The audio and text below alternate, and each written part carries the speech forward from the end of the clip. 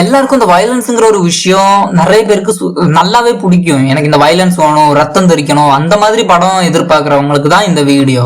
இந்த வீடியோல எல்லாமே ஒரே டைரக்டரோட படம் தான் எடுத்திருக்கேன். ஏன்னா அவர் படம்னாலே ரத்த மழை பெய்யணும் அந்த மாதிரி ஒரு டைரக்டர். படம் ஆரம்பத்துல இருந்து எல்லா படமுமே, இதுல இருக்கிற எல்லா படமுமே ஆரம்பத்துல இருந்து எண்டிங் வரைக்கும் பயங்கர சூப்பரா போகுங்க. நம்ம எதிர்பார்க்கறத விட ரொம்ப அருமையா இருக்கும். இதுல நிறைய எமோஷன்ஸ் கலந்த இது இருக்கும். ஏன்னா நம்மள மெதுவா, எப்படின்னா ஒரு படம் எல்லாம் எப்படி இருக்கும்னா, மெதுவா ஆரம்பிப்பாரு, ஒரு 10-15 நிமிஷம் பேசுவாரு, டக்குன்னு ஒரு விஷயம் நடக்கும், அங்க பயங்கரமா எல்லாமே வெடிச்சு சதுரங்கிற அளவுக்கு ஒரு மாதிரி நடந்துரும். அது இவரோட படத்துல கேரண்டீடா சொல்லிடலாம். இவரோட எல்லா படமுமே எனக்கு தெரிஞ்சு அப்படிதான் இருக்கும். இந்த மெயினா இன்குளோரியஸ் பாஸ்டர்ஸ் தான் எனக்கு ரொம்ப கிளிக் ஆன படம். ஏன்னா இன்குளோரியஸ் பாஸ்டர்ஸ்ல எல்லாருமே பேசிட்டு இருப்பாங்க, ஒரு எப்படி சொல்றது, ஒரு பார் மாதிரி ஒரு விஷயத்துல. அது சின்ன சின்ன நட்ட கேம்ஸ் எல்லாம் ஆடிட்டு இருப்பாங்க. ஆடிட்டு இருக்கும்போது அந்த இடத்துல ஒரு விஷயம் நடக்கும், ஹை பாயிண்ட், ஹை பிச்ல போய் நிக்கும்ல, அந்த மாதிரி ஒரு விஷயம் நடக்குது. எல்லாம் ஒரு கன் எடுத்து சுட்டு சாவுறானுங்க. ஸ்பாய்லர்ஸ் இருக்கும் இதுல நிறையாவே. நீங்க இந்த படம் எல்லாம் பாக்கலன்னா போய் பார்த்துட்டு வந்துருங்க. எல்லா படத்தையும் நான் டிஸ்கிரிப்ஷன்ல போட்டு வைக்கிறேன், என்னென்ன படத்தை சொல்ல போறேன்னு. எல்லாரும் அடிச்சுட்டு சாவானுங்க. நான் என்ன அந்த சீன், அந்த தியேட்டர் சீன்ல தான் நான் ஃபேன் ஆனது அந்த படத்துக்கு. அது வரைக்கும் என்னடா பொறுமையா கொண்டு போயிட்டு இருக்கீங்கன்னு நினைச்சேன். இல்ல, அதுக்கப்புறம் ஒரு ஹை பிச்ல கொண்டு போய் விட்டானுங்க. அதுவும் பிராட் பிட்டோட ஆக்டிங்கா இருக்கட்டும், கிறிஸ்டோபர் வால்ட்ஸ் வில்லனா பிரிச்சு மேய்ஞ்சிருப்பாரு. ஆஸ்கார் எல்லாம் கிடைச்சது இந்த படத்துக்கு, அந்த கிறிஸ்டோபர் வால்ட்ஸுக்கு. படம் நல்லா இருக்குங்க, மிஸ் பண்ணாம பார்க்கக்கூடிய ஒரு படம் தான். அதுல ஆரம்ப சீன்லயே எல்லாரும் இந்த ஹிட்லரை கொல்றதுக்காக ரெடி பண்ணிட்டு இருப்பாரு இந்த பிராட் பிட். அந்த பிராட் பிட் கேரக்டர் ரெடி பண்ணிட்டு இருக்கும் போது நிறைய விஷயம் நடக்கும். அந்த படையெல்லாம் ஒரு ஹிட்லரோட ஆளுங்கெல்லாம் வந்து தடுக்க பார்ப்பாங்க ஹீரோவை. ஹீரோ ஒரு தலையெல்லாம் கிழிச்சது போடுவார். அப்புறம் இந்த பேட்டை வச்சு வருவான். அந்த கோவைக்குள்ள இருந்த அந்த இந்த ரெட்ரோ படத்துல கூட அந்த சீனை ரீக்ரியேட் பண்ணிருப்பாங்களே, கண்ணை வச்சு வருவாங்க. ஆனா இதுல பேட்டை வச்சு அப்படியே வந்து பறந்து வந்து அடிப்பாரு, மண்டை பொழக்கும், ரத்தம் பீச்சிக்கிட்டு அடிக்கும் இவரோட எல்லா படத்துலயும். அது கேரண்டீடா நீங்க சொல்லிடலாம். எனக்கு ரத்தம் பார்க்கணும் பாக்குற இந்த படத்தை பாருங்க. பேய் படம் பார்க்கணும்னாலும் இவரோட படத்தை கண்டிப்பா பார்க்கலாம். நீங்க பயந்துருவீங்க ஒரு படம் எல்லாம் பாத்தீங்கன்னா. வயலன்ஸை பார்த்து பயப்படுவீங்க, வயலன்ஸை என்ஜாய் பண்ண மாட்டீங்க, மேக்சிமம் பயப்படுவீங்க. இந்த அளவுக்கு வயலன்ஸ் தேவையாங்கிற அளவுக்கு பயப்படுவீங்க. அதனால இவரோட எல்லா படமுமே பீக்கா இருக்கும். இந்த இன்குளோரியஸ் பாஸ்டர்ஸ்ல நிறைய சீன்ஸ் இருக்கு. அந்த மொதல் சீனு பேசுற சீனு. அந்த கிறிஸ்டோபர் வால்ட்ஸ் நேரா வந்து ஒரு குடும்பத்துக்கிட்ட போய், ஒரு அகதி, ஒரு பொண்ணு, நாசி பொண்ணா ஏதோ ஒரு பொண்ணு இருக்கும், ஜூஷ்ன்னு நினைக்கிறேன், ஆமா, அந்த பொண்ணா தேடி வருவாங்க. வந்து இருக்காங்களான்னு கேட்பாங்க. இவரு இல்லன்னு சொல்லிடுவாரு. அந்த சீன், அந்த ஒரு 10 நிமிஷம் என்னமோ வரும். அந்த மொத்த சீனும் டயலாக் தான் இருக்கும். அந்த சீன்ல பிரிச்சு மேய்ஞ்சிருப்பாரு ஆக்டிங்ல கிறிஸ்டோபர் வால்ட்ஸ். அந்த பாலை குடிக்கிறது, நிறைய விஷயத்த நல்லாவே அழகாவே பண்ணியிருந்தாங்க. நிறைய விஷயம் நடக்குங்க படத்துல, நீங்க நினைச்சு பாக்குற மாதிரி எல்லாம் இல்ல. ஓகே இப்படி நடக்கும்னா அதை விட ஒரு கிளிக்க மேல போய் ஒரு சம்பவம் நடக்கும். ஓகே இதை விட மேல போக முடியுமான்னு கேக்குற அளவுக்கு இல்ல. ஏன்னா படம் முழுக்க வயலன்ஸ் தான் இருக்குங்கிறதுனால பேசுறதே வயலன்ஸா காட்டுனது இந்த படத்துலதான். ஏன்னா இந்த படத்துல இந்த ஆரம்ப சீனு, இந்த பேர் போன சீன் ஆனதுனாலதான் இதையும் சொல்றேன், மென்ஷன் பண்றேன். ஏன்னா இந்த மொதல் சீனு, இந்த இன்குளோரியஸ் பாஸ்டர்ஸ்ல மொதல் சீனு ரொம்ப ராவா இருக்கும், ரொம்ப கொடூரமா இருக்கும். அந்த ஹீரோயின் கிட்ட ஷோஷானான்னு நினைக்கிறேன் அந்த பொண்ணோட பேர் அந்த படத்துல. அந்த பொண்ணோட ரிவெஞ்ச் படத்துல பேசலாம். அதுக்கு முன்னாடி இந்த இது, அதுக்கப்புறம் நிறைய நடக்கும். அந்த கிறிஸ்டோபர் வால்ட்ஸ் பேசிக்கிட்டே இருந்து கண்டுபிடிச்சு கீழே தான் இருக்காருன்னு அவரு வாயாலேயே சொல்ல வைப்பாரு. அதுக்கப்புறம் கன் எடுத்து சுடுறதுதான் முழுக்க. அந்த பொண்ணு தப்பிச்சிருவா. அந்த கன் ரேஞ்ச் தாண்டி அந்த பொண்ணு ஓடுனதுனால அவனால சுட முடியாது கிறிஸ்டோபர் வால்ட்ஸால. சரி போனா போய்க்க, அடுத்த வாட்டி மாட்டேன்னு சொல்லி விட்டுருவாரு. அது நல்லா இருந்துச்சு. ஒரு மாதிரி விட்டுருக்க கூடாதுன்னு தான் எனக்கும் தோணுச்சு. ஆனா விட்டதுனால நமக்கு இந்த மாதிரி ஒரு கதை வந்ததுனால நல்லா என்ஜாய் பண்ணேன். அதுக்கப்புறம் வர்ற சீன் என்னன்னா, அதுக்கப்புறம் தான் பிராட் பிட்டோட சீன் வருது. அதுக்கப்புறம் அந்த பார் சீன் என்னமோ வரும். அந்த பார் சீனுக்கு அப்புறத்துல இருந்து படம் ரொம்ப ஹைப்பா இருக்குங்க. அந்த பார் சீன்ல பேசிக்கிட்டே இருந்து கடைசியில ஒரு ஹை பிச் எடுத்து அதுல ஒருத்தவங்க பேசுவான், ஒருத்தன் யாரு, ஒரு சோல்ஜர், மிலிட்டரிக்காரன், எனக்கு குடும்பம் இருக்கு, எனக்கு அது இருக்கு இது இருக்குன்னு பிராட் பிட் கிட்ட புலம்பிட்டு இருப்பான். பிராட் பிட் கொல்ல வந்திருக்கான்னு நினைச்சிட்டு. பிராட் பிட் கொல்லலாம் போறது கிடையாது. அவர் அப்படி நினைச்சிட்டு எனக்கு குடும்பம் இருக்கு, அது இருக்கு, என்னை விட்டுருங்க, நான் எந்த தப்பும் பண்ணலன்னு என்னென்னமோ சொல்லுவார். எனக்கு இப்பதான் குழந்தை என்னமோ பிறந்துச்சுன்னு நான் எமோஷனல் ஆயிட்டேங்க. அந்த கேரக்டர் கூட தான் அந்த படத்துல எந்த கேரக்டர், ஷோஷானான்னு ஒரு பொண்ணு இருக்கும், அந்த கேரக்டரும் இந்த ஒரு சிங்கிள் ஃப்ரேம்ல வர ஒருத்தன், இவனுக்காக நான் அழுதுட்டு இருந்தேங்க. அந்த பொண்ணே நம்ம அதை பாருன்னு சொல்ற மாதிரி அந்த கன் எடுத்து ஒண்ணு நடக்கும். அந்த பொண்ணு எடுத்து சுட்டு கொன்றுவான் அவனை. ஏன்னா இவ்வளவு நேரம் சீரியஸா பேசிட்டு இருந்தேன் நானுங்கிற மாதிரி அந்த அவனு சொர்க்கத்துல அழுதுட்டு இருப்பான்னு நினைக்கிறேன். ரொம்ப அழுதுட்டு. அந்த சீன் எல்லாம் எமோஷனலி ரொம்ப கனெக்ட் ஆன சீனு. அதனாலயே அந்த பொண்ணை யாராச்சும் கொல்லுங்கடா, அந்த பொண்ணை டார்ச்சர் பண்ணுவாங்க பிராட் பிட். அந்த சீன்ல எனக்கு எல்லாம் சந்தோஷமா இருந்துச்சு. எப்படியா சந்தோஷப்படுறேங்கிற மாதிரி நான் இது வரைக்கும் எந்த படத்துலயும் டார்ச்சர் பண்றதையும் பார்த்து சந்தோஷப்பட்டது இல்ல. இதுல அந்த காலில் இருக்கிற ஓட்டையை பிடிச்சி நோண்டும் போது ஒரு மாதிரி சந்தோஷமா இருந்துச்சு. ஆக்டிங் எல்லாம் பிரிச்சு மேய்ச்சிருப்பாங்க எல்லாரும், யாரையும் குறை சொல்ல முடியாத அளவுக்கு பெஸ்ட் பெர்ஃபார்மன்ஸ் கொடுத்திருந்தாங்க. அது மட்டும் இல்லாம இந்த படம் பயங்கரமான அண்டர் ரேட்டட் இந்த தமிழ்நாட்டுல நினைக்கிறேன். எனக்கு நான் பெருசா ரிவ்யூ எல்லாம் பார்க்கல, 1-2 சின்ன யூடியூப் சேனல் போட்டு பார்த்திருக்கேன், பெருசா யாரும் போட்டு பார்த்தது இல்ல எனக்கு இந்த ரிவ்யூ எல்லாம். இன்குளோரியஸ் பாஸ்டர்ஸ் பக்காவான படம், டைம் இருந்தா செக் பண்ணி பாருங்க. 2.5 மணி நேரம் 3 மணி நேரமா வருது, மஸ்ட் வாட்ச். கடைசி ஃபைட் சீன் ஒன்னு இருக்கு அந்த தியேட்டர்ல வச்சு, அந்த பொண்ணெல்லாம் செட் பண்ணுவோம். இந்த படம் ஷூட் பண்ணிட்டு இது பண்றோம். இந்த பாய்ஸ்ல பாத்துருக்கீங்களா, சோல்ஜர் பாய், அந்த மாதிரி ஒரு கேரக்டர் தான் இன்னொரு மிலிட்டரிக்காரன் இருப்பா அதுல, சினிமால நடிச்சுட்டு ஒரு மிலிட்டரிக்காரன். அது பக்காவா இருந்துச்சு. ஏன்னா அவனும் இந்த பொண்ணு லவ் பண்ணுவாங்க, அவன் சாவுறான், அந்த பொண்ணை கொல்றான், அந்த பொண்ணு இவனை கொண்டு சுட்டு கொன்னுடுறான். ஓகேவா, இப்போ அவன் சத்துட்டான்னு நினைச்ச ஒரு சாங் ஓடிட்டு இருக்கும் பின்னாடி, ஏமா கொன்னுட்டு சாங்கா போடுறியான்னு கேக்குற மாதிரி இருக்கும். அதுக்கப்புறம் அப்படியே கதை போயிட்டு இருக்கும், கதை போவாது. அதுக்கப்புறம் ஹீரோ எந்திரிச்சு அந்த பொண்ணையை சுட்டு கொண்டுருவான். அவ்வளவுதான், இதுக்கு பேர் தான் வயலன்ஸ். சும்மா எடுத்தோம் கவுத்தோன்னு இல்லாம ஒரே போடு. அப்படிதான் படம் பயங்கர சூப்பரா இருக்கும். நீங்க பார்க்காதவங்க இருந்தீங்கன்னா கண்டிப்பா போய் பாத்துருங்க. பயங்கரமான மஸ்ட் வாட்ச் படம். 2வது படம், ஐயோ இருங்க, இதுல ஏதோ மிஸ் பண்ணான்னு நினைக்கிறேன் நான், இல்லையா? அந்த ஷோஷானா கேரக்டரோட ரிவெஞ்சு, அந்த வழிகிறது இதெல்லாம் இருக்கும். கடைசியில கிறிஸ்டோபர் வால்ட்ஸ் கொல்றது கூட எனக்கு பெருசா பிடிக்கல. அது பெருசா பிடிக்கல, இருந்தாலும் நல்லா இருந்துச்சு பாக்க. ஃபர்ஸ்ட் வாட்ச் எதையும் வீட்டுல கரெக்டா சொல்லிட்டேன். ஏதாச்சும் விட்டுருந்தேன்னா கமெண்ட்ல சொல்லுங்கப்பா, நான் தெரிஞ்சுக்கலாம். 2வது படம் என்னன்னா எதை சொல்லலாம், டிஜாங்கோ இருக்கு. Once upon a time in Hollywood சொல்லலாம். Once upon a time in Hollywood எப்படி இருக்கும்னா ஒரு பீரியோடிக் ஸ்டைல தான் அமைச்சிருப்பாங்க அந்த படத்தை. பீரியோடிக் மீன்ஸ் எப்படி சொல்றது, இந்த கவுபாய் ஸ்டைல் எல்லாம் இருக்கும்ல, அந்த காலத்துல ரியலா நடந்த சம்பவத்தை வைக்கணுங்கிறதுக்காக தான் டைம் லைன் அந்த டைம் வச்சிருக்காருன்னு நல்லாவே தெரியும். நான் முதல்ல இந்த டாரண்டினோ யாருன்னு தெரியாது, லியோ யாருன்னு தெரியாது, பிராட் பிட் யாருன்னு தெரியாது. அந்த டைம்ல நான் உட்காந்து படத்தை பார்த்துட்டு இருக்கேன், இந்த once upon a time in Hollywood படத்தை. நல்லாவே போகுது, ஏன்னா நல்லா இருக்கே படம்ங்கிற மாதிரி போயிட்டு இருக்கு. நான் 2019 தான் இந்த படம் வந்திருக்கு, நான் 1990 நினைச்சிட்டு இருக்கேன் படத்தை பார்க்கும்போது. இது பழைய படம், எதனால பாக்கணும்னு ட்ரெய்லர் பார்த்து விட்டது. அப்போ ட்ரெய்லர் எப்போ வந்துச்சுன்னு பார்த்தா இப்பதான் வந்திருக்கு, 2019 தான் வந்திருக்கு. அப்புறம் அதோட ரிவ்யூ எடுத்து பார்த்தா ஓகே இப்பதான் படம் வந்திருக்கு. அந்த காலத்து டைம் லைன் மாதிரி காட்டினதுனால கன்ஃபியூஸ் ஆயிட்டேன். சரி படத்தை பார்ப்போம்னு சொல்லி பார்த்தா ஒரு பாதி படத்தை பாக்குறேன், இது என்ன பழைய படமா, எப்போ எடுத்த முடிச்ச படம் தான் நினைச்சேன். அந்த சினிமாட்டோகிராஃபிக்கு பாராட்டி ஆகணும். நான் அந்த டைம் லைனுக்கு போன ஃபீலை கொடுத்தது இந்த படம். போர் அடிக்காம போகும், ஃபுல் ஃபன் ஃபீல்டான ஒரு படம். நீங்க நினைச்சு பாக்குறத விட வயலன்ஸ் அதிகம், கடைசியில எல்லாம் மிரட்டி விட்டுருப்பாங்க. இதுல பிராட் பிட் கேரக்டரும் லியோ கேரக்டரும் உண்மையிலேயே இல்ல.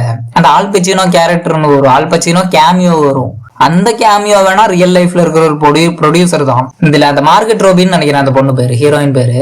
நல்லாவே நடிச்சிருந்தாங்க. நான் எதிர்பார்த்தத விட அவங்க டான்ஸ் ஆடுறதா இருக்கட்டும், ஒரு நடிக்கிறதா இருக்கட்டும், நான் அந்த ஸ்கிரீன்ல நடிப்பாங்க. அவங்க அந்த படத்துக்குள்ள அவங்க சின்ன கேரக்டர் தானாலும் அவரு வெளியே நம்ம மார்கெட் ரோபி நடிச்ச ஆக்டிங் நல்லாவே இருந்துச்சு. அந்த தியேட்டர்ல போய் நான் இந்த படத்துல நடிச்சிருக்கேன், காசு கிடைக்குமான்னு, அந்த கேரக்டர் ரியலாவே இருந்த ஒரு கேரக்டர் தான். ஐயோ, ஷாரன் டேட், ஆமா பேர் ஷாரன் டேட்னு ஒரு ஹீரோயின். அவங்க பிரெக்னெண்டா இருந்தாங்க அந்த டைம்ல. இப்போ அந்த ஒன்ஸ் அப்பான் டைம் இன் ஹாலிவுட்லயே நீங்க பாத்திருப்பீங்க, கடைசியில கேங்கா வந்து கொன்னுட்டு போயிருவாங்கல்ல. கொன்னுட்டு போக மாட்டாங்க, வருவாங்க, கொல்ல வருவாங்க. பிராட் பிட் வீட்டுக்கு திசை மாறி வந்துருவாங்க. ஐ மீன் தப்பா வந்துருவாரு. லியோ முதல்லயே அந்த கேங்க மிரட்டி இருப்பாரு. ஐ மீன் எப்படின்னா அந்த கல்ட்டு கேங்குன்னு நினைக்கிறேன், அந்த ஏதோ லோக்கல்ஸ் அவங்கள மிரட்டி இருப்பாரு ஹீரோ. இந்த பாருங்க எதுக்குடா இங்கெல்லாம் கார் கொண்டு வர்றீங்கன்னு ஏதோ கத்தி விட்டுருப்பாரு. இந்த பாய்ஸ் கார்டன் மாதிரி பெரிய இடம் அது, அதனால கத்தி விட்டுருப்பாரு. சரின்னு சொல்லி அவங்களும் காண்டில் இருப்பாங்க. ஏன்னா இந்த மலையாள படம் எல்லாம் பாத்திருக்கீங்களா, ஒரு டக்குன்னு ஒரு சின்ன விஷயம்தான். இப்ப அவங்க வேற ஏதோ வேலைக்கு போயிட்டு இருப்பாங்க, RDXன்னு ஒரு படம், ஆமா அவங்க ஏதோ வேலைக்கு போயிட்டு இருப்பாங்க. டக்குன்னு நடுவுல வந்து இவங்க குட்டையை குழப்பி விட்டு அந்த ரவுடிஸை இவங்க பக்கம் திருப்பி விட்டுருவாங்க, சின்னதா இடிச்சிருவாங்க. அதுக்காக எப்படி அந்த படம் பயங்கர சூப்பரா இருக்கும். அந்த எண்டிங் ஃபைட் எல்லாம் என்னால இன்னும் மறக்க முடியாம மண்டைக்குள்ளேயே ஓடிக்கிட்டு இருக்கு. ஒரு மாதிரி எதுக்கு இப்படி பண்ணாங்கன்னு ஆயிடுச்சு. நான் ஆரம்பத்துல இருந்து படத்துல அவ்வளவு வயலன்ஸ் இருக்காது, நடிக்கிறது. லியோவோட ஆக்டிங்காக படத்தை பார்க்கலாம், பிராட் பிட்டோட பிரசன்ஸுக்காக படத்தை பார்க்கலாம். பிராட் பிட்டோட லுக் எல்லாம் மாசா இருக்கும், 6 பேக் எல்லாம் வச்சுக்கிட்டு நல்லாவே நடிச்சிருந்தாரு அவரு. இதுல மொத்தம் எத்தனை பேரு, Brad Pitt, Al Pacino, Margot Robbie, Leonardo DiCaprio, இவங்க 4-5 பேர் தான் மெயின் கேஸ்டிங். டரண்டினோ அவரு ஒரு ஃபயர் கன் ஒன்று வச்சிருப்பாரு. யாராச்சும் தந்தூரி ஆர்டர் பண்ணீங்களான்னு தமிழ் டப்பிங்ல வந்திருக்கும். நல்லாவே இருந்துச்சு. அந்த ஃபயர் கண்ணை எடுத்துட்டு அவர் சுடுறதெல்லாம் பார்க்க ரசிக்கிற மாதிரி தான் இருந்துச்சு. அந்த ஃபயர் கண்ணை கடைசி வரைக்கும் லீடை கொடுத்து அந்த லீடுக்கு கடைசியில் அந்த பொண்ணை எரிக்கிறதுக்கு தான் இந்த ஃபயர் கண்ணை தேவைப்பட்டிருக்குங்கிற மாதிரி போகும். அந்த ஒரு தோத்து போன ஆக்டரோட அந்த வாழ்க்கையை லியோ நடிச்சிருப்பாரு. லியோ தோத்து போன ஆக்டர் கிடையாது, இருந்தாலும் சொல்றேன், தோத்து போன ஒரு ஆக்டரோட மன நிலைமை எந்த மாதிரி இருக்குமோ அந்த மாதிரி நல்லாவே நடிச்சிருந்தாரு லியோ. அதனால எனக்கு அந்த கேரக்டர் டக்குன்னு பிடிச்சது. இன்ஸ்டன்டா பிடிக்கும்னு சொல்லுவாங்கல்ல, அது இதுல நல்லாவே பிடிச்சது எனக்கு. வைலன்ஸ் ஹேண்டில் பண்ண விதம், நான் முதல்ல இருந்து பொறுமையா போயிட்டு இருக்கேன். என்னன்னா இந்த அளவுக்கு பொறுமையா போகுதுங்கிற மாதிரி தான் நான் பார்த்துட்டு இருந்தேன். ஒரு மெதுவா போய் ஒரு கிளிக்கு அந்த டெக்ஸ் வருவான். டெக்ஸ் அந்த வீட்டுக்குள்ள, பிராட் பிட்டோட வீட்டுக்குள்ள தெரியாம வந்துருவான். அந்த சொன்னல அப்புறம் ஹீரோ கத்தி விட்டுருவான் அதெல்லாம். அதுக்கப்புறம் அந்த டெக்ஸ் கேரக்டரும் வந்துருவான். வந்துட்டு ரெக்ஸா டெக்ஸா பேரெல்லாம் சொல்லி அந்த செம்ம காமெடியா இருக்கும் அந்த சீனு. அதுக்கப்புறம் ஃபுல்லும் வைலன்ஸ் தான். ஒரு 5 நிமிஷத்துக்கு இவ்வளவு நேரம் பொறுமையா இருந்தீங்களே, இப்போ ஒரு 5 நிமிஷம் உங்களுக்கு ஒரு மரணத்தை காட்டுறேன்னு சொல்லி ஒரு ஹை பிச்சில் ஒண்ணு பண்ணி விட்டதுதான் அது. நான் மிரண்ட ஒரு மொமெண்ட் அதெல்லாம். அதுல அந்த தாயை வச்சு கடிக்க விடுவாங்க, அதெல்லாம் பார்க்க நல்லா இருந்துச்சு. லியோக்கு பெருசா ஆக்டிங் ஸ்கோப் மட்டும் தான் கொடுத்துருக்காங்க, ஆக்ஷன் ஸ்கோப் கொடுக்கல. ஏன்னா அவரு கொஞ்சம் குண்டாதான் இருக்காரு, அது பாவமா தான் இருக்கு பார்க்கும்போது. அப்பெல்லாம் டைட்டானிக்ல எல்லாம் ரொம்ப ஒல்லியா இருப்பாரு, அழகா இருந்திருப்பாரு. இப்போ கொஞ்சம் குண்டாயிட்டாரு. இல்ல யாருக்கெல்லாம் அது ஃபீல் ஆச்சுன்னு சொல்லுங்க. எனக்கு மட்டும்தான் ஆச்சா இல்ல உங்களுக்கும் ஆச்சான்னு? இது வரைக்கும் படத்தை பாத்தீங்கன்னா, இது வரைக்கும் நீங்க வீடியோவை பார்த்துட்டு இருந்தீங்கன்னா ரொம்ப தேங்க்யூ. யாரும் பார்க்கல என்ன ஒரு நிமிஷத்தோட விட்டுட்டு போயிடுறீங்க. சரி, இப்போ நம்ம ஒன்ஸ் அப்பான் எ டைம் ஹாலிவுட்டை முடிச்சாச்சு. இந்த படத்துல நான் ஏதாச்சும் மெயினான விஷயத்த விட்டு இருந்தாலோ இல்ல சொல்ல மறந்துருந்தாலோ கண்டிப்பா லெட் மீ ஷோ இந்த கமெண்ட்ஸ், ஓகேவா? நான் அடுத்தது என்ன படம்னா ஹேட்ஃபுல் எயிட் வந்துடலாம். இந்த ஹேட்ஃபுல் எயிட் எப்படி இருக்கும்னா, எப்படி சொல்றது, ஆரம்பத்துல இருந்து ஒரு மாதிரி படத்தை கொண்டு போவாங்க. ஒரு மாதிரி வெஸ்டர்ன் ஸ்டைல், இந்த ஸ்னோ படிஞ்ச உலகங்கிற மாதிரி. படம் மொத்தமாவே ஒரே வீட்டுக்குள்ளதான் நடக்கும். ஒரே வீடு ஒரே காடு, அந்த மாதிரி ரெண்டே ஒரு இடத்துலதான் இருக்கும். அது வீடு கூட கிடையாது, ஒரு காஃபி ஷாப் என்னமோ, அங்க நடக்குது பிரச்சனை. அதுக்கப்புறம் படம் ஆரம்பிக்கும் போது சாமுவேல் ஜாக்சன் ஏதோ பவுண்டி ஹண்டர்னு எல்லாம் சொல்லிட்டு வந்துட்டு இருக்காரு. பவுண்டி ஹண்டர், நான் இந்த படத்தோட 10 நிமிஷத்தை பார்த்துட்டு இருக்கேன். நான் பார்த்துட்டே இருக்கேன், பேசிக்கிட்டே இருக்காங்க. தொண சம்பந்தமே இல்லாத மாத வெங்காயத்தை எல்லாம் பேசிட்டு இருந்தாங்க. சரி பேசிக்கோங்க, என்னாச்சு பேசட்டுமே அவங்க, இன்னும் விட்டுட்டேன். அப்புறம் இன்னும் கொஞ்ச நேரம் போகுது, அவங்க குதிரையில கறி போயிட்டு இருக்காங்க. என்னென்னமோ நடக்குது, நானே காண்டாயிட்டேன். என்னயா சொல்றீங்க, என்னையா நடக்குதுங்க? நீங்க அவ்வளவு நேரம் ஒரு ஹைபிச்சை கொண்டு வந்தீங்கல்ல, ஹைபிச்சு கூட கிடையாது, அவ்வளவு நேரம் பேசுனீங்க, இன்னும் பேசணுமா உங்களுக்குங்கிற மாதிரி தான் தோணுச்சு எனக்கு. டரண்டினோக்கு அவரு படத்தோட இதுலயே மொத்தம் 10 படம் எடுத்திருக்காரா, 11 படம் 10 படம் எடுத்திருக்காரு. இன்னொரு படம் வர வேண்டியது இருக்கு. கில்பில் 2 பார்ட்டா வந்துச்சு, அதனால இன்னொரு படம் வர வேண்டியது இருக்கு. இருந்தாலும் அவரோட படத்திலேயே அவருக்கு பிடிக்காத படம்ங்கிறது டெத் ப்ரூஃப் தான் அவர் சொல்லி இருந்தாரு, ஓகேவா? சரி, டெத் ப்ரூஃப் தான் அவருக்கு பிடிக்காத படம், அதனால நம்ம என்ன பண்றது அப்படின்னு தான் இருந்தேன். எனக்கு டெத் ப்ரூஃப் ரொம்ப பிடிக்கும்பா. ஏன்னா நான் அவரு டெத் ப்ரூஃப் பார்த்ததுக்கு அப்புறம் என்னையா இந்த படம் உனக்கு பிடிக்கலையாங்கிற மாதிரி தான் எனக்கு இருந்துச்சு. சரி, அவரோட பிலிமோகிராஃபி பார்த்தப்போ இது கொஞ்சம் ஆவரேஜா தெரிஞ்சுது எனக்கு. ஓகே டெத் ப்ரூஃப் கொஞ்சம் ஆவரேஜா தான் இருக்கு, இருந்தாலும் எனக்கு பிடிச்ச படம் தான். அப்படியே இந்த ஹேட்ஃபுல் எயிட்டுக்கு வந்தோம்னா, ஹேட்ஃபுல் எயிட்ல என்னத்தை கிண்டி வச்சிருக்கீங்க? நான் முதல்ல நினைச்சது இருங்க, நான் மொத்த ரிவ்யூ சொல்றேன், இருந்தாலும் இப்போ அந்த முதல்ல நினைச்சதை பத்தி சொல்லிடுறேன். நான் முதல்ல என்ன நினைச்சேன்னா, ஹேட்ஃபுல் எயிட் டெத் ப்ரூஃபை விட பெட்டர்னு நினைச்சேன். நான் பண்ணதுலேயே பெரிய தப்பா தான். நான் இப்ப அழிக்க பார்த்துட்டு இருக்கேன், எப்படி உனக்கு பெட்டர்னு தோணுச்சுனாங்கிற மாதிரி. டெத் ப்ரூஃப்னு சொல்றேன். இந்த ஹேட்ஃபுல் எயிட், ஓகே பேர் டக்குன்னு வர மாட்டேங்குது, இருந்தாலும் ஹேட்ஃபுல் எயிட் அது படம் பாக்குறேன், எனக்கு பிடிக்கவே இல்லை. என்னையா பேசிக்கிட்டே இருக்கீங்கிற மாதிரி இருந்துச்சு. படம் போகுது, ஓகே படம் போகட்டும். குதிரையில போய் அந்த வீட்டுக்குள்ள இறங்குவாங்க. ஓகே, அந்த வீடு தான் பாக்கி இருக்கிற 8 பேரும் அங்கதான் கரிமாதி ஆக போறாங்கிறது முடிவாயிடுச்சு எனக்கு. அவரோட படம் எல்லாம் பார்த்திருந்தாலே அது டக்குன்னு வந்திருக்கும். ஓகே இவங்க சாக போறாங்க, இங்க எப்படி சாக போறாங்கன்னு பாப்போம்னு சொல்லி பார்த்தா, சாமுவேல் ஜாக்சனோட ஆக்டிங் எல்லாம் பீக்குங்க படத்துல. நான் நினைச்சு பார்த்ததை விட நல்லாவே நடிச்சிருக்காரு மனுஷன். அவரோட இதுல யாரோட ஆக்டிங் நான் சொல்லவே தேவையில்ல. ஏன்னா எல்லாரோட ஆக்டிங் நல்லா தான் இருக்கும் எல்லா படத்துலயுமே. டரண்டினோட எல்லா படத்துலயுமே ஒருத்த ஆக்டிங் கூட நல்லா இல்லைன்னு சொல்லவே நீங்க முடியாது. அந்த அளவுக்கு ஆக்ட்ரஸ் சூஸ் பண்றதுல ஒரு கிங்குப்பா. நல்லாவே நடிச்சிருப்பாங்க எல்லாரும். டாமர்கியூன்னு ஒரு பொண்ணு வருவாங்க, அந்த பொண்ணெல்லாம் ரியல் லைஃப்ல எவ்வளவு அழகா இருக்காங்கன்னு பாருங்க. போய் ஹேட்ஃபுல் எயிட் நடிச்சு கேஸ்டிங்ல போனீங்கன்னா டாமர்கியூன்னு ஒரு பேர் வரும் கேஸ்டிங் லிஸ்ட்ல. அந்த பொண்ணை போய் பாருங்க, அதுக்கப்புறம் இந்த படத்தை வந்து பாருங்க. டாமர்கியூ வில்லியா வந்திருப்பாங்க இதுல. நான் வாயில கை வச்சு பாத்துட்டு இருக்கேன், என்னையா இந்த பொண்ணு 65 வயசு நம்ம ஆகுது அந்த ரியல் லைஃப்ல. அழகா இருக்காங்க. இப்போ வயசாயிடுச்சு இருந்தாலும் என்ன மாதிரி இதுன்னு பாத்தீங்களா? நான் எதிர்பார்த்ததை விட நல்லாவே நடிச்சிருந்தாங்க. டாமருக்கு அவங்க எப்படி அந்த மேக்கப்பா ரியலாவே பல்லெல்லாம் போயிடுச்சான்னு யோசிச்சுட்டு இருக்கேன். சொன்னல நடிச்சவங்க எல்லாம் பீக்கா நடிச்சிருக்காங்க. சாமுவேல் ஜாக்சன் தாடியில வச்சு சாமுவேல் ஜாக்சன் தானு டவுட். கர்ட் ரூசல் மட்டும் தான் எனக்கு அடையாளமே தெரிஞ்சது. டெத் ப்ரூஃபோட ஹீரோ அவர் தான், இதோட பாதி ஹீரோ அவர் தான். அந்த தாடி மீசெல்லாம் வச்சுட்டு ஒரு மாதிரி பங்கமான லுக்ல வந்துருப்பாரு. பவுண்டி கண்றது அவருதுல. இந்த ஹேட்ஃபுல் எயிட் படம் எனக்கு ரொம்ப பிடிச்சதுக்கு காரணம் டாமர் ஹியூ ஆஸ் சீக்ரெட்னு ஒரு சாப்டர். இவரோட படம் எல்லாம் தெரியும்ல உங்களுக்கு, எல்லாருக்கும் சாப்டர் இருக்கும், சாப்டர் பை சாப்டரா தான் பிரிப்பா இருந்தேன். டாமர் ஹியூ ஹாஸ் சீக்ரெட்னு ஒரு சாப்டர் பிரிச்சு மேஞ்சிருப்பாங்க. நான் பாத்துட்டு இருக்கேன். என்னையா ஓகே அவ்வளவுதானே, மெதுவா தான் போகும். அது வீட்டுக்குள்ள போனதுக்கு அப்புறம் சீன்ஸ் எல்லாம் மெதுவா தான் போகும். சரி போட்டும், மெதுவாவே போட்டும், நான் பாக்குறேன், உட்காந்து பாக்குறேன்னு சொல்லி பார்த்தேன். அந்த 2.5 மணி நேரம் என்னமோ வருது படம். வரத்து இன்னும் கொஞ்சம் புஷ் பண்ணி இருந்திருக்கலாம். டைம் 3 மணி நேரத்துக்கு விட்டுருக்கலாம். சரி டாமருக்கு சீக்கிரட்னு ஒரு சாப்டர் விடுறாங்க. விடும்போது அந்த பொண்ணு யாரோ டீலியா காஃபிலியா விஷத்தை கலக்கிறத பாத்துடுறாங்க. சரி பாக்குறது தானே, அதுக்கு என்ன, அது என்ன பெரிய சீக்கிரட்டான்னு சொல்லி பார்த்தா இல்ல. அதுக்கப்புறம் கொண்டு தூக்கி போடுவாங்க. சரி சொல்லிடலாம், ஸ்பாய்லர் ரிவ்யூ தானே, முதலே சொல்லியாச்சு. அந்த பொண்ணு தான் மெயின் வில்லி. அந்த பொண்ணோட அண்ணன் பேஸ்மெண்ட்ல ஒளிஞ்சிருப்பான். எந்திரிப்பான் ஹீரோவை கொல்றதுக்கு. நான் உன்னை கொல்லுவேன்னு சொல்லி எந்திரிப்பான். அந்த மாதிரி எல்லாம் எந்திரிக்க மாட்டான். ஹீரோ கன் பாயிண்ட்ல வச்சுட்டு நீ எந்திரிக்கலன்னா உன் தங்கச்சியை கொல்லுவேன்னு சொல்லுவான். தங்கச்சி தானா முதல்ல தெரியாதுன்னு நினைக்கிறேன், எனக்கு தெரிஞ்சு, மறந்துட்டேன். ஓகே, அவங்க எந்திரிப்பாங்க.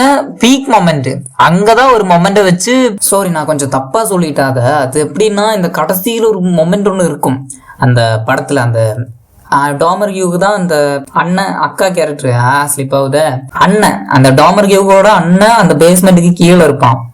எந்திரிச்சு மேல வருவானா, வந்ததுக்கு அப்புறம் என்ன ஆகுதுங்கிறது ஒரு சின்ன பிளாட்டா போயிட்டு இருக்கும். அது வந்ததுக்கு அப்புறம் ஒரு பயங்கரமான சம்பவம். நான் நினைச்சு கூட பார்க்கல அது அப்படி நடக்கும்னு. ஏன்னா ஹீரோ கேரக்டருக்கு முத்தி போயிடுச்சு இந்த சாமுவேல் ஜாக்சனா. ஆமா, சாமுவேல் ஜாக்சன் ஏற்கனவே காண்டில் இருக்கான். இப்ப சாமுவேல் ஜாக்சன் கிட்ட போயிட்டு என்ன பேச முடியும் அவங்க, எனக்கு தெரியல. அவங்க என்னதான் பேசினாலும் சாமுவேல் ஜாக்சன் கேட்க மாட்டான். அவ்வளோ ஒரு இக்கட்டான சுச்சுவேஷனுக்கு சாமுவேல் ஜாக்சனை கொண்டு போய் விட்டுட்டாங்க அந்த 2 பேரும். அந்த அண்ணன் கேரக்டரும் அந்த தங்கச்சி கேரக்டரும் எல்லாருமே சேர்ந்து பிளான் பண்ணி ஒரு விஷயம் நடக்கும். உள்ளெல்லாம் வந்து அந்த மினின்னு நினைக்கிறேன் அந்த பொண்ணு பேரு கொண்டுட்டு போயிருந்திருப்பாங்க. அந்த பொண்ணு இருந்திருக்க மாட்டா. இந்த பிளானு எப்போ ஹீரோ இங்க வராரோ அன்னைக்கு காலையில தான் நடக்குது. இது நைட் ஆகுது. நைட்டு டைம்ல தான் கதை நடக்குது. பேலன்ஸ் வெட்டி வீசுவாங்க. ஓகேவா? இப்போ அதுல நிறைய விஷயம் நடந்துச்சு. அவ எந்திரிப்பான், சுட்டுவானா. எனக்கு டெரிஃபைங்கான சீன் அதுதான். ஏன்னா அந்த ஹெட் ஷூட் பண்ணி பொழக்கிறதெல்லாம் டெரிஃபைங். அந்த ரத்தம் எல்லாம் டாமருக்கு ஃபேஸ்ல இருக்கும்போது கொஞ்சம் வலிக்கும். ஏன்னா அவன் கெட்டவன் தான், வில்லன் கெட்டவன் தான். ஒரு தங்கச்சி முன்னாடியே வச்சுட்டு அண்ணனை கொடூரமா கொள்றது கொஞ்சம் கொடூரமா தான் இருந்துச்சு. நான் நினைச்சு பார்த்தது கூட கொடூரமா தான் இருந்துச்சு. இருந்தாலும் என்ஜாய் பண்ணேன். இருந்தாலும் போர் அடிக்காம உட்காந்து பாக்குறேன்னு சொல்லி பார்த்தேன் மொத்த படத்தையும். எவ்வளவு தைரியம் பாத்தீங்களா எனக்கு.